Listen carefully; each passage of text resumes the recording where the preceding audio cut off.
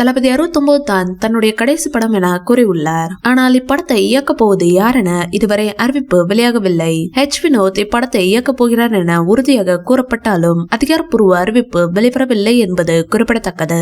சென்னை, கேரளா, ஹைதராபாத் உள்ளிட்ட இடங்களில் நடந்து முடிந்துள்ள கோட் படத்தின் படப்பிடிப்பு தற்போது மாஸ்கோவில் நடந்து வருகிறது. ஏற்கனவே கோட் பட படப்பிடிப்பு தளத்திலிருந்து தளபதி விஜய் ஸ்கேட்டிங் பயிற்சி செய்யும் வீடியோ வெளியாகி வைரலானது. கோட் படத்தின் முதல் சிங்கிள் பாடல் விசில் போடு வெளியானது. தளபதி விஜய் அரசியல் கட்சி தொடங்கியிருப்பது பற்றும் அந்த பாடல் வரிகளில் இடம்பெற்றிருந்தது. விசில் போடு பாடல் வெளியாகி 24 மணி நேரத்திற்குள் மிகப்பெரிய சாதனையை படைத்திருக்கிறது. 24 மணி நேர வியூஸ் கணக்கில் இதுவரை அரபிக்குத்து பாடல் தான் 23.7 மில்லியன் பார்வைகளுடன் முதலிடத்தில் இருந்தது. ஆனால் அந்த சாதனையை வெறும் 22 மணி நேரம் 45 நிமிடங்களில் விசில் போடு பாடல் முந்தியிருக்கிறது.